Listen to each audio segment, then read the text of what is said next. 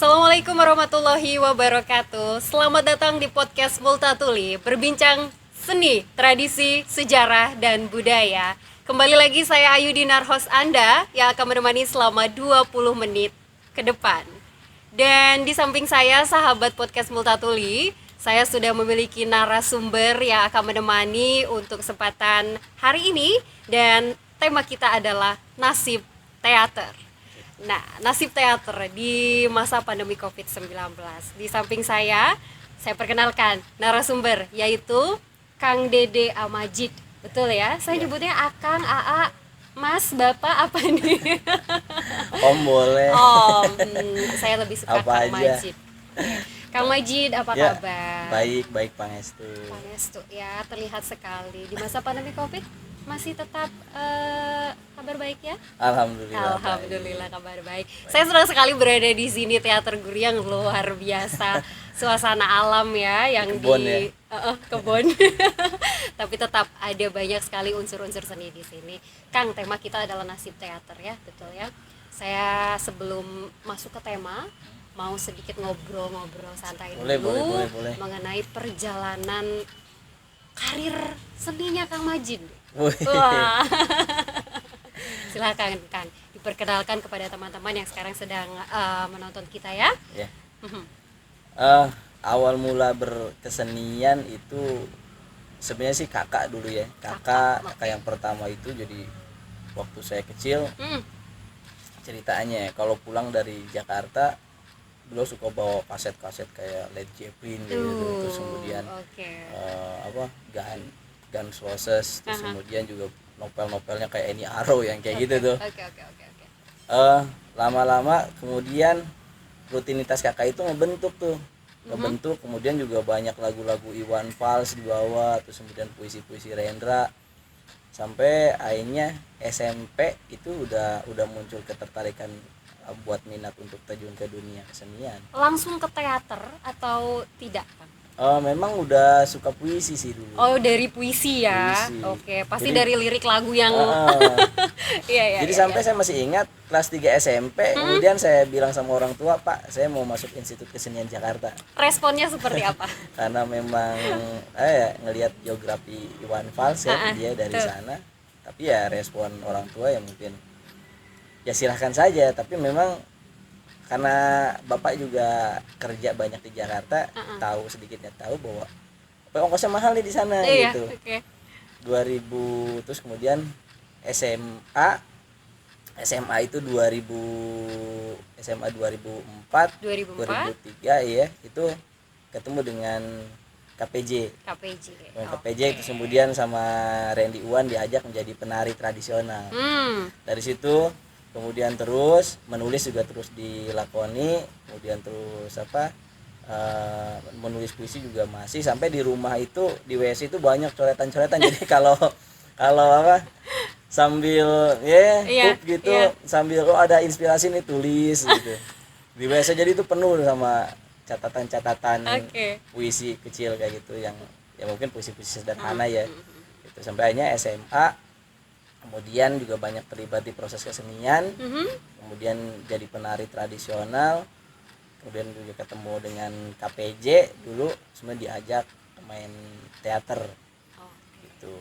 Lepas 2000 lulus dari SMA, kemudian daftar di IKJ tapi karena mahal, akhirnya nggak bisa. Kemudian 2008 saya ke STKIP. Jadi ngelihat di brosurnya itu bahasa Indonesia dan sastra. Nah gitu. Langsung ya tertarik. Oke. Akhirnya dari situ ketemu dengan DC di Theater Gate, kemudian berproses juga di sana. Oke, jadi kalau boleh saya simpulkan perjalanannya Kang Majid ini mulai dari lirik lagu ke puisi, diajak ke KPJ dan tertarik untuk masuk teater. Di situ ya, Kang ya. Nah, kalau boleh menceritakan lagi bagaimana perjalanan Kang Majid punya Teater Guriang ini. Jadi awalnya begitu lulus dari STKIP, karena memang sudah niat untuk totalitas di dunia kesenian, kemudian ada rezeki 2014 karya masuk di Pasca Sarjana Institut Seni Yogyakarta. Itu jadi kekaryaan saya kemudian diterima, mendapatkan respon yang baik. Kemudian di angkatan saya 2014 itu ada 3 orang kalau nggak salah yang ambil teater. Saya dari Banten, kemudian dari Padang dan dari Bali. Tapi karena memang di Jogja itu kota pendidikan ya memang nggak bohong ya. Betul. Jadi pasca sarjana juga kuliahnya itu dari Senin sampai Kamis. Akhirnya nggak bisa tuh sambil nyambi karena hari-hari kerja kan memang hari-hari itu. Betul. Akhirnya nggak sampai lulus saya cabut berkas ke pasca sarjana Institut Seni Budaya Indonesia Bandung. Di Bandung. Di Buah Batu. Akhirnya di ISBI Bandung. Di ISBI Bandung nggak selesai juga tuh. Nggak selesai juga di tengah penelitian karena memang kalau orang Sunda apa ya memang keenakan gitu, kamalinaan gitu, keenakan untuk penelitian. Setelah garapan selesai, penelitian selesai, tesis saya selesai, nah itu juga udah molor banget tuh, udah molor banget juga. Jadi sampai 2017 itu kita belum selesai, belum beres 2017.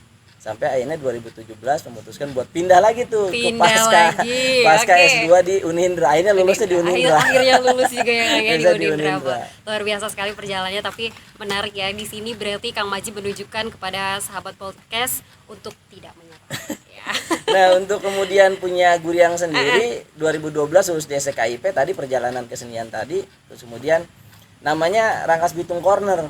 Awalnya terus kemudian sharing sama istri, ini bagus nggak sih mah, ini kayak pojok makanan ya gitu, kayak tempat makanan Rangkas Bitung Corner ya. Betul. Akhirnya tapi nggak dibuang. Ketika saya kuliah di Bandung, tempat kuliah itu namanya Guryang.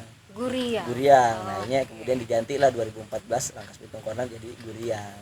Sekaligus mewakili pertanyaan saya mengenai dari mana diambilnya teater Guryang ini namanya ya. Oke, Kang Majid. Dan untuk awal terbentuk sanggar sendiri punya suka duka apa sih Kang Majid? Wah, kalau ditanya suka duka banyak pasti ya. Pasti banyak. Teater sebesar teater Koma itu nggak langsung besar dan kemudian punya jaring yang kuat seperti ini. Betul. Kalau dihitung jauh ke belakangnya, taruhlah saja mungkin mereka hidup di tahun 80-an, mungkin yang enak itu kan di tahun 2000-an. Berarti berapa puluh tahun mereka untuk membuang energi di dunia teater itu. Nah, persoalan suka dan duka di dunia teater di Lebak ya jelas mungkin lebih banyak ya. Banyak sekali. Saya mau bertanya itu nanti di segmen kedua. Dan yang berikutnya Kang Majid, ada program apa saja di teater Guryang ini? Nah, di teater Guryang saya membuat sebuah diskusi. Itu 1 bulan sekali. Terus kemudian juga 3 bulan sekali ada workshop project. Ada ya Kang ya? Ada workshop project dan 6 bulan sekali itu kita pentas. Terbuka untuk umum atau? Sangat terbuka. Seperti halnya sekarang ini kan ada pameran seni rupa. Nah, ini adalah bagian dari workshop project. Iya. Sudah pernah pentas dan punya prestasi apa saja sih teater Guryang ini? Kalau ditanya sudah pentas, mungkin ya dari Sabang sampai Merauke, mungkin yang belum pernah kita temui ya di Papua kayaknya.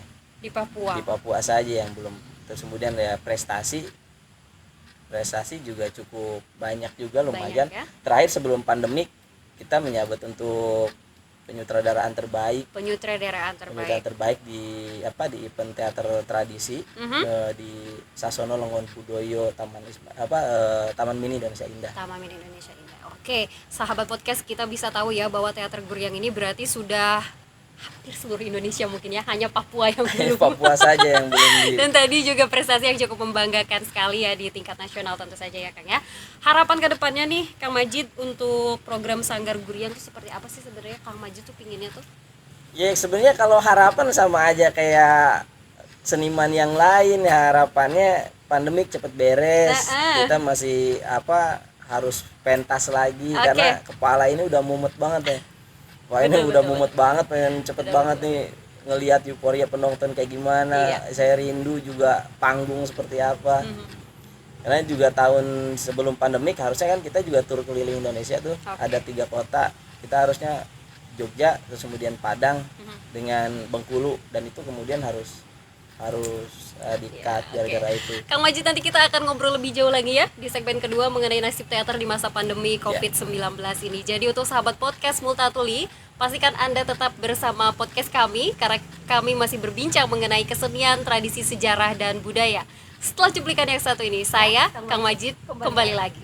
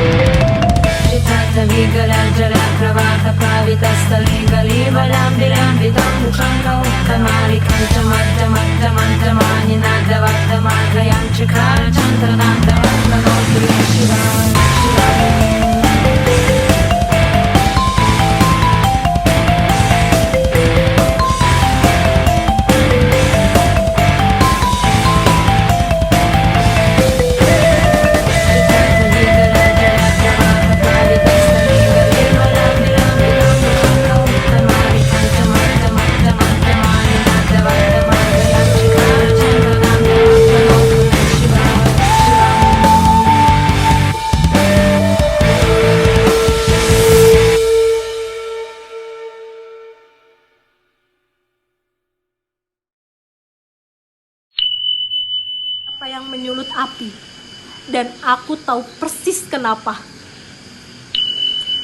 Semua kalian marah membicarakan baik-baik. Marsinah sebenarnya tidak sungguh-sungguh ingin menggugat. Dia hanya takjub.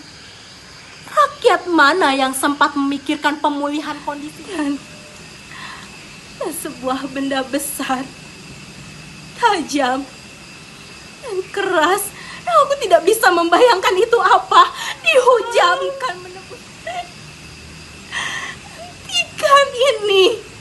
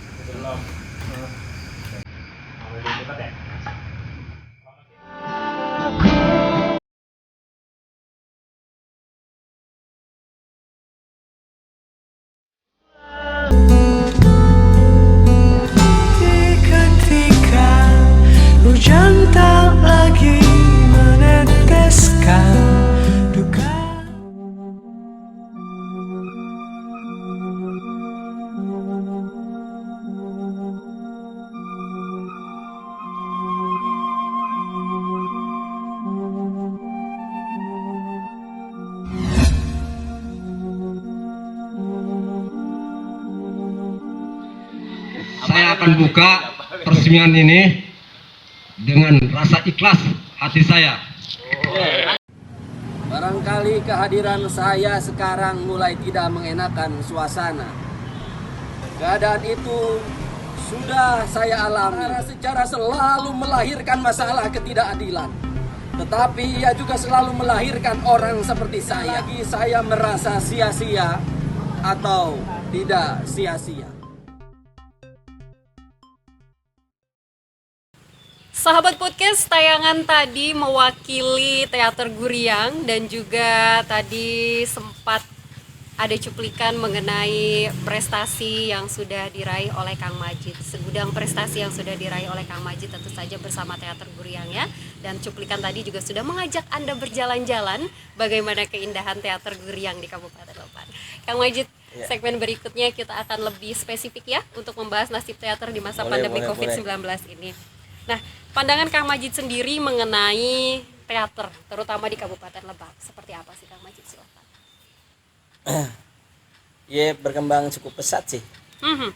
Kalau dibandingkan dulu kan cuma beberapa orang saja yang kemudian tertarik di dunia teater ya. Betul. Cuman kalau ngelihat sekarang banyak kawan-kawan yang lulus SMA juga dia memilih untuk studi di bidang teater, itu sebuah kemajuan yang sangat hebat sekali. Iya. Kemudian juga regenerasi itu menjadi sangat terlihat gitu. Kalau dulu memang ini siapa nih yang harus nerusin nih, si ada nggak nih yang berminat di dunia teater ya, pertanyaan. Saya juga sempat bertanya-tanya begitu, terutama untuk teater ini. Mungkin kalau untuk seni tradisi yang lain oke lah gitu kan, Kang Majid ya. Tapi kalau untuk teater kan memang ini saya rasa kolaborasi antara puisi, acting ya Kang Majid ya. Jadi agak susah gitu. Jadi silakan Kang Majid diteruskan. Jadi kalau bicara teater memang ibu dari semua jenis kesenian. Betul. Karena di dalamnya kita semua belajar. Kita belajar musik. Iya, betul. Kita belajar tentang tata panggung, itu bicara tentang seni rupa. Betul. Kita belajar tentang manajemen bahkan. Terus kemudian juga kita belajar tentang banyak hal lah, termasuk make up, kostum, itu semua belajar. Sampai kita belajar tentang ilmu sosiologi. Bagaimana seorang sutradara itu memahami karakter seseorang, dan itu saya kira menjadi suatu sangat yang kaya di dunia teater itu. Sepengetahuan Kang Majid, ada berapa banyak sih Kang teater di Kabupaten Lebak ini? Kalau di sekolah ada cukup ya, tapi kalau misalkan yang independen itu di Guriang. Di Guriang saja kalau yang independen, tapi kalau untuk tradisional itu ada yang dari Sobang kalau nggak salah Maijah. Ubruk Maijah ya. Ubruk Maijah. Saya kenal. Ubruk Maijah. Tapi kalau misalkan untuk bicara tentang teater secara umum dan memang tidak terkait kelembagaan ya di Guriang. Hanya di Guriang, di Guriang sini saja. ya. Kebanyakan itu memang kawan-kawan beraktivitasnya di kampus kalau nggak sekolah. Nah, sahabat podcast nanti bisa ya berkunjung untuk ke teater Guriang ini. Sangat bisa sekali. Bisa ya? Oke. Kang Majid tadi di awal saya sempat bertanya harapan mengenai teater itu umumnya ya. Tapi kalau untuk di Kabupaten Lebak ini, Kang Majid punya apa sih harapannya di Kabupaten Lebak ya Kang ya? Yang jelas ya apresiasi. Yang jelas apresiasi, kemudian juga ada kemudahan-kemudahan yang mungkin jika pemerintah itu tidak bisa memberdayakan seniman secara materi, bahwa ada banyak hal yang bisa pemerintah lakukan kepada seniman, yaitu bisa manajemennya, cara manajemennya seperti apa. Betul. Terus kemudian juga dari tata kelola panggungnya, belum lagi event-event kemudian yang berada di luar Pemkab Lebak. Betul. Saya kira ya dinas yang berkaitan harus proaktif. Jadi ketika pemerintah memang tidak bisa melakukan sebuah pemberdayaan terhadap seniman di wilayah materinya, bisa melakukan pemberdayaan di hal yang lain. Saya kira itu menjadi sangat cukup kuat dan memang jadi harapan semua kesenian, bukan hanya teater saja saya kira. Saya punya satu pertanyaan langsung ke inti. Sudah atau belum? Belum. Sampai saat ini belum. Oke. Nah, ini kan di masa pandemi COVID-19 Kang Majid ya. Punya masukan apa untuk pemerintah juga deh, terutama untuk teater, bukan untuk seni, tapi saya berbicara untuk teaternya di masa pandemi ini. Bahwa gini ya, harus punya visi yang jelas dulu. Bahwa kebudayaan di Banten itu harus mempunyai visi yang jelas dulu, arahnya mau seperti apa. Kemudian juga Permendagri yang terbaru bahwa Dinas Kebudayaan dan yang berkaitan itu harus ada pemberdayaan terhadap seniman. Saya itu menjadi sesuatu hal yang kemudian harus diaplikasikan. bukan hanya soal peraturan yang tekstual saja, tidak. Terus kemudian juga apresiasi, kemudian dasar hukum. Ketika Lebak dengan visi misi bupatinya yang Lebak unik, saya kira bahwa kehidupan kebudayaan dan keseniannya itu harus juga terdorong dengan baik. Karena kemudian ini menjadi sebuah tolak ukur keberhasilannya, capaiannya. Bicara pariwisata itu kan bicara tentang kemasan, bicara tentang nilai ekonomis, bicara tentang nilai jualnya. Tapi bicara tentang kebudayaan itu bicara tentang isi, kontennya, dalamnya, message-nya itu seperti apa. Nah, saya kira itu yang kemudian menjadi sebuah harapan, saya kira. Tapi bicara lagi kalau ditanyakan tentang teater, itu bukan saja soal teater saja ya. Saya kira keinginan itu adalah keinginan semua ya, pihak. Bahwa harus ada visi yang jelas dulu. Untuk sampai pada hal yang diinginkan, ya provinsi kemudian harus sinkron dengan kementerian. Kementerian juga harus sinkron dengan provinsi. Terus kemudian juga di daerah juga sama. Ini kan berbeda. Ketika kementerian membuat sebuah upaya tentang bagaimana regulasi itu tercipta, kemudian di wilayah pertunjukan misalkan atau di kehidupan kesenian, budaya pariwisatanya turun ke provinsi kan berbeda. Beda ya kan? Beda lagi. Terus kemudian dari provinsi turun lagi ke kabupaten, itu berbeda lagi. Beda, sampai ya? ini ke komunitas, ya pasti akan berbeda. Di masa pandemi COVID-19 ini jujur kepada saya ada job manggung kan? Kalau job manggung saya kira enggak sih ya, enggak, selama ya. pandemik ini. Ini udah 1 tahun lebih nggak ada job manggung. Tapi memang di Guriang selama pandemik ini ya yang membedakan saya kira gini, pandangan teater itu nggak harus sempit. Bicara tentang teater itu bukan hanya soal panggung, bicara teater itu bukan hanya soal pertunjukan. Tidak, itu terlalu kuno. Itu yang kemudian pandangan bahwa teater itu tergerus zaman itu seperti itu. Ketika saya melakukan sebuah peristiwa Wedang Uwuh di sini, pameran seni rupa, itu ada sebenarnya pengaplikasian bagaimana metode teater saya visualkan melalui seni rupa, aplikasikan lewat seni rupa. Kemudian ketika diskusi itu saya gelar setiap bulan, meskipun itu virtual, sebenarnya itu adalah bentuk teater, bagaimana teater itu menjadi wajah yang baru. Jadi tetap saja ide, terus kemudian gagasan itu tidak harus terhenti di sana, bukan soal panggung, bukan. Tapi memang harus ada pengaplikasian yang baru. Terus kemudian di Guriang selama pandemik juga kita banyak membantu kawan-kawan yang ujian. Banyak yang ujian, kayak kalau di kesenian itu ada, kalau ujian akhirnya kan ada TA, atau misalkan untuk kelulusan, syarat kelulusannya itu harus menciptakan sebuah karya. Nah itu juga banyak dalam 1 tahun kemarin kita tiga membantu. Yang pertama adalah membantu Kang Iwan, itu S2-nya di Cina.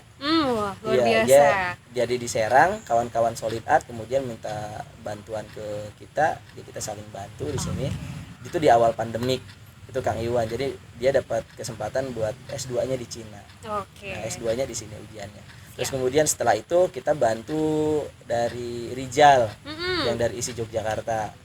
Itu tas yang sekarang kita membantu Muklis juga sama, itu jurusan tari untuk penciptaan seni tari S1-nya di ISI Yogyakarta.